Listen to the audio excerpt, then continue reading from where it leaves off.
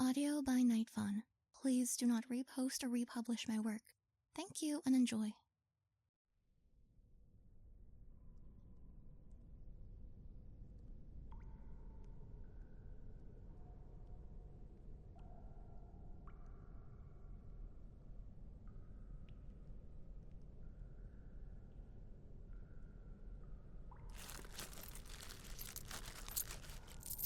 Damn. This whole bag, too. I checked all of them on this side. Any luck over there? What the heck is this place? A treasure room filled with fake treasure? This doesn't make any sense. No, it's not just the coins, everything. Look at this marble statue. See the crown? It's just like the coins. It looks like gold. It's the right color, but it's something else. And all the gemstones are just colored glass. They aren't even cut very well. Someone went through a great deal of trouble to do this. I just can't figure out why. Okay. Let's take a step back and try to see what we missed. The fortune teller we talked to... Right, the seer. You've known her for a while, right? You trust her? Like, in the you're sure she didn't lie to us and her visions are always correct way. As far as you know. Oh god. In any case, I guess the best course of action for us right now is to just assume we got the truth. It would take weeks to get back there to confirm what she said. We could try to remember her exact words, see if there's a clue there. You'd think between the two of us we could remember everything. Yeah, perfect memory isn't one of my special vampire powers. But I think she said something like, the scent of treasure drives you forth. The wind of blood blows in the north. Or maybe the winds of blood pull you to the north? Something like that. So, we're here. In the ruins of the Bloodwind Castle, in the north. I'm sure we got that part right. Then there was something about seeking gold below the throne, and neither of us remember how that line went. But we pulled the throne away from the wall and revealed a staircase underneath, which brought us down here. So I'm sure we were correct about that, too. And then she said she was certain if the two of us made this journey, we would return with purses full of gold. I hope she didn't mean these coins all over the room. Why would we bother taking any of this back with us? We wouldn't return with purses full of fake gold. So if her vision was true, there must be real gold here somewhere. We definitely can't pass these off as real. For one thing, they don't even sound like real gold. They don't smell like it either. Like copper, iron, and dust. No, gold doesn't have a smell that I've noticed. You remember that goblet we got a couple months ago? When we were celebrating and I filled it up with water and pretended to be drinking wine like a queen? Yeah, I would have noticed then, and my face was all up in the cup like that. It didn't smell like anything. These coins stink like copper, almost like blood. You don't smell it? Huh. Well, blame my supernatural nose then. So I guess the treasure isn't here. Not on these displays, at least. That statue might be worth something, minus the crown, but it's too heavy. It isn't worth hauling it anywhere to sell it. What the heck is this place anyway? Why would anyone go through the trouble of putting up a facade this grand? It couldn't have been cheap. You'd still have to hire stonemasons, some sort of mechanical specialist to make the sliding mechanism the throne is on. And of course a smith to make a ton of fake coins and treasures. So there must be a purpose.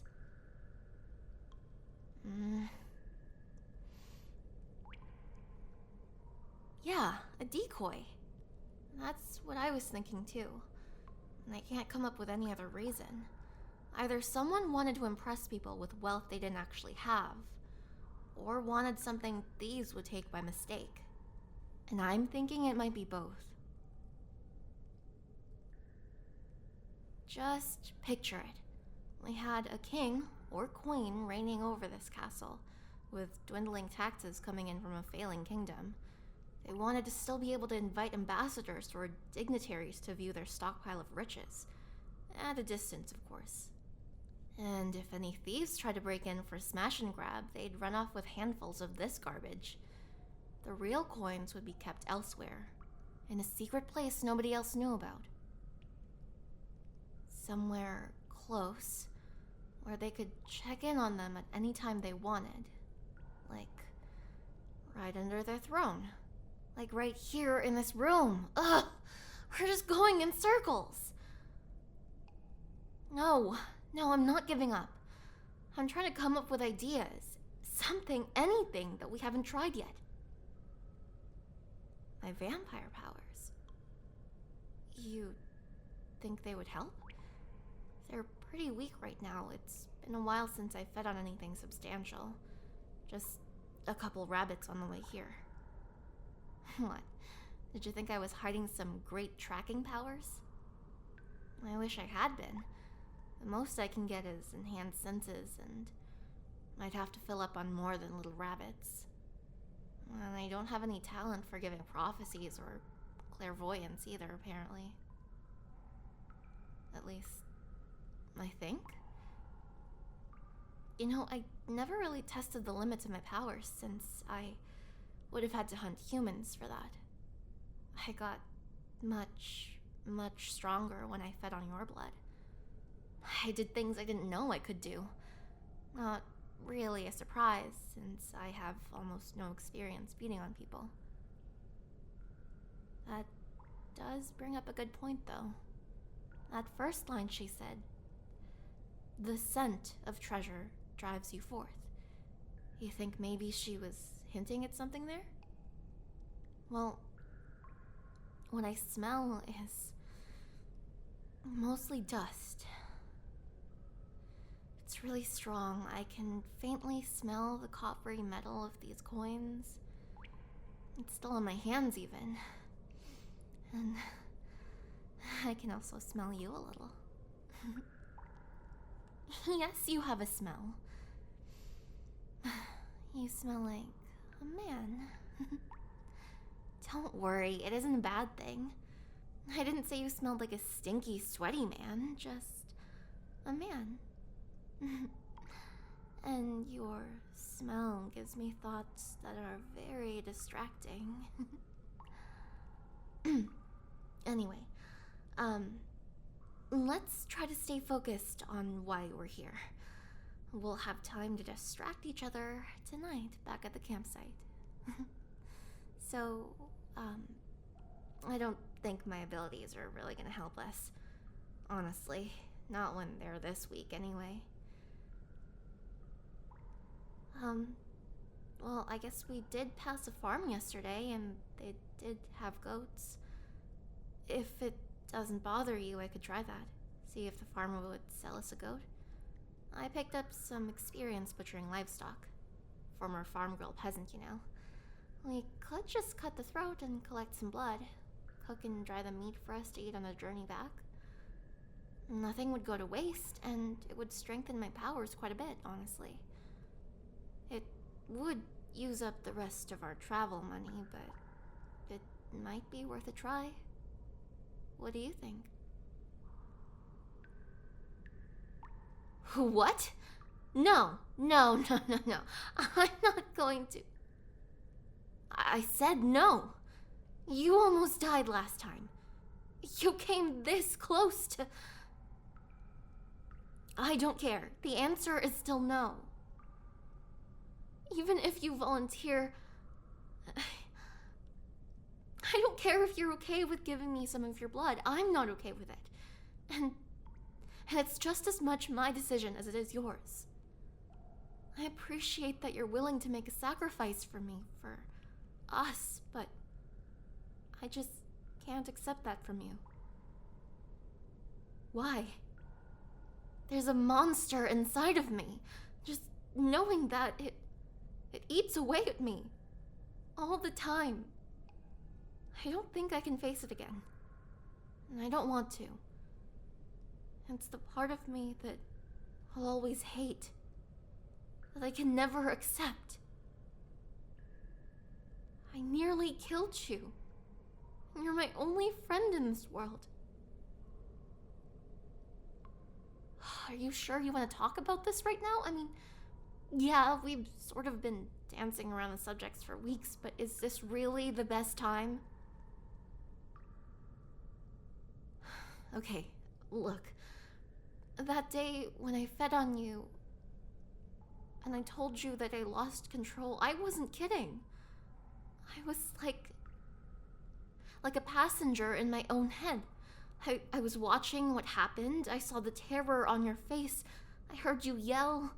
I felt the teeth, my teeth, sink into your neck, and I could feel your heart beating.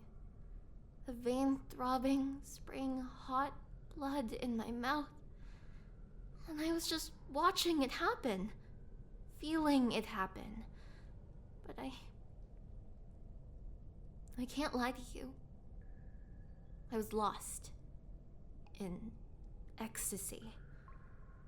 Maybe I could have stepped in, taken over and stopped what I was doing, but I don't know because I didn't even try. And that's the worst part.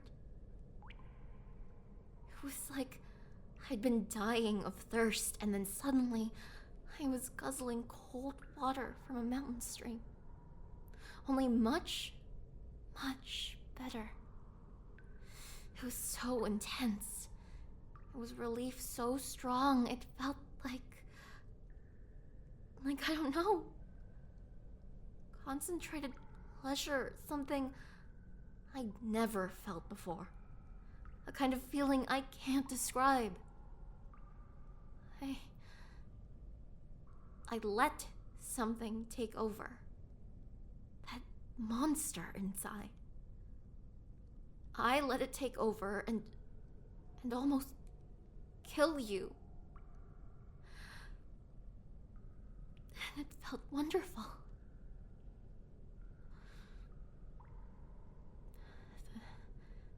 The thirst, it vanished, and then so did the pleasure, and suddenly I was in control again. That monster, it went away on its own.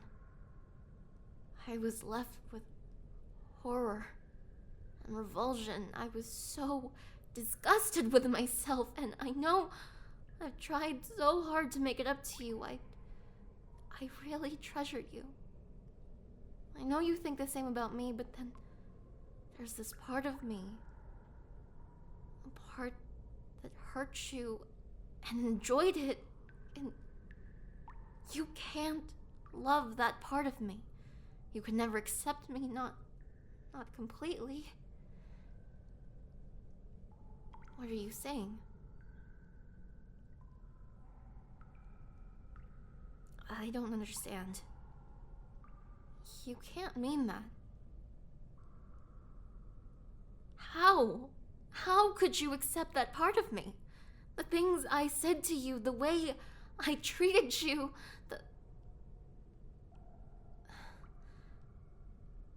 That's a good point, but the first time when the bloodlust hit me, I didn't really know you, and you didn't know me. I didn't comprehend what was happening, and it was all new, and I was really dying of thirst in a way. I would probably have more control now. I fed just yesterday, so I wouldn't be fighting the need for blood, and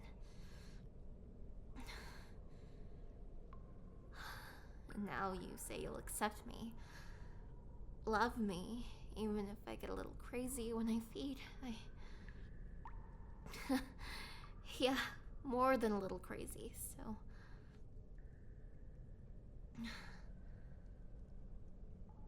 can't believe I'm actually considering this. There has to be other options, right? Maybe there's a hidden switch, or one of these walls is hinged, so all we have to do is push and reveal another room, and I just know we haven't tried everything. Why are you trying to talk me into this? Do you really want me to bite you? Wait. What? No, you're right. I never asked you how you felt. How badly I hurt you when I bit you for the first time.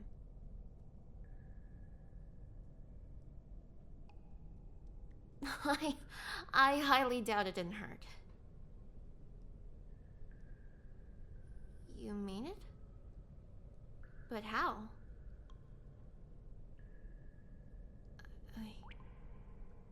I never considered that. I've only used my fangs a handful of times on something alive. And only once on a person. That time with you. God, I've been worried because I'd caused you a lot of pain, and now you're telling me it didn't hurt at all, but was almost pleasurable. I don't understand. Yeah, you can't imagine how much I love when you kiss on my neck and suck on it. So, if there was no pain from my bite at the time, it probably would be the same now, right? Damn. I guess this isn't that easy of a choice anymore. I really liked it the first time, even though I lost control, and I felt so guilty about feeling good while hurting you. But still, it's risky. I almost killed you. If I hadn't stopped when I did, I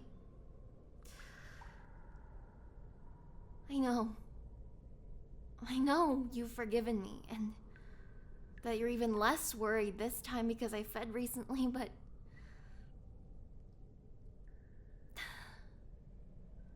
okay.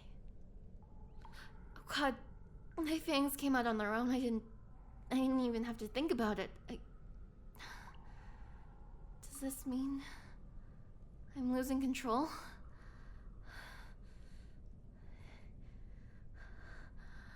It's happening. I can't stop now. Please don't fight me. I don't want to hurt you.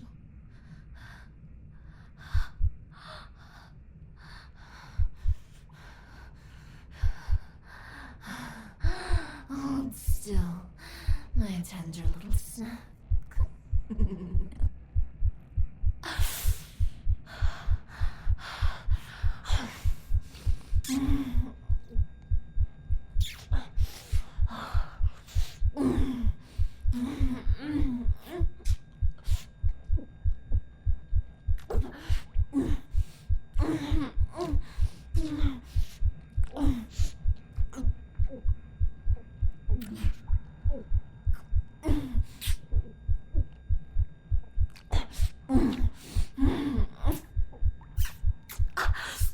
No, stop.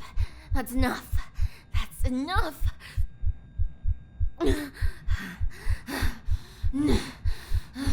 More. I need more.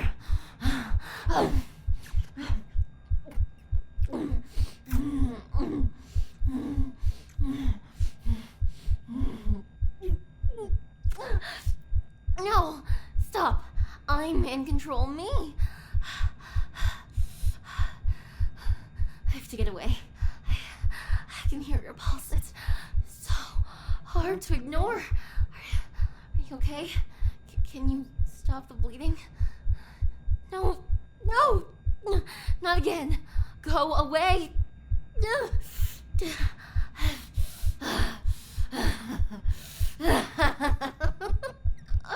Next time, you pathetic human. Next time, you're mine.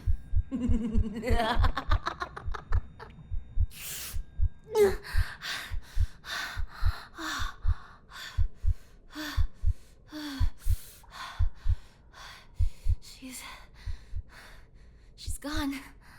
That was very different from last time. I guess it shows how little experience I have at actually being a vampire. That struggle with her. I almost lost control a few times. You sure that you're okay? Let me see your neck. Huh, that's fortunate. Such small holes this time. I guess I'm getting better at that. I remember the first time, biting down hard and pulling, trying to rip and tear your neck open. Yeah, let's try not to think about that. Maybe now we can focus on what we came here for. It's overwhelming. It's hard to describe, but all my senses are magnified. Everything's so vivid. The colors, the sounds, and definitely the smells. I smell so much more now, but I can't identify most of it. I definitely smell the both of us. It's shocking how much scent we actually give off. No wonder dogs are so good at tracking people. I smell a lot of moss and mold, but it's dry and decayed. And there's something like decayed old cloth. Kind of like when you open a really old book. That might be those rotted old curtains up in the throne room.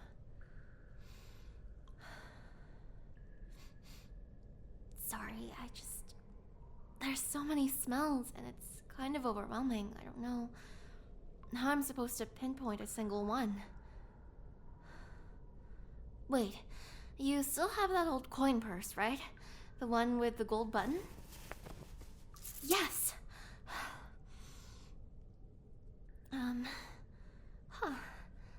I guess gold really does have a smell. Okay, here. Put this down deep in your pack, so I don't keep smelling it. I'm going to walk around the room to try and find more. Yeah, there is more, and it's stronger over here by the stairs where we came down. Come up with me. Maybe this whole room here was a diversion. It's much stronger right here, actually. Coming from the throne itself. Look! Look at this edge. See the scratch marks? And those grooves along here. I bet this whole wooden back was gilded at one point. We aren't the first treasure hunters to come here. I'm sure they took everything they could see, even peeling the gold trim off the throne.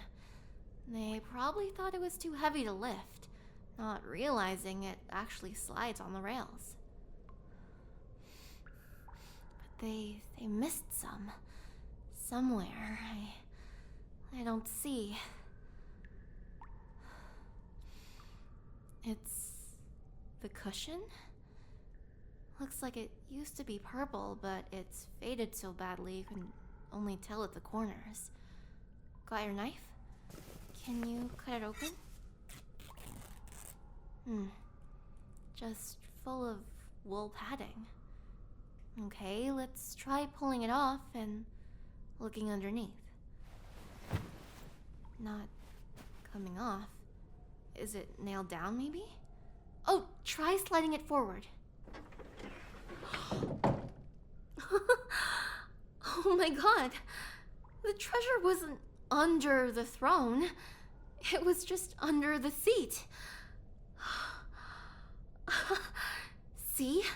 I told you they'd want the real gold somewhere close by, where they could check on it easily. Looks like we won't be leaving empty-handed after all.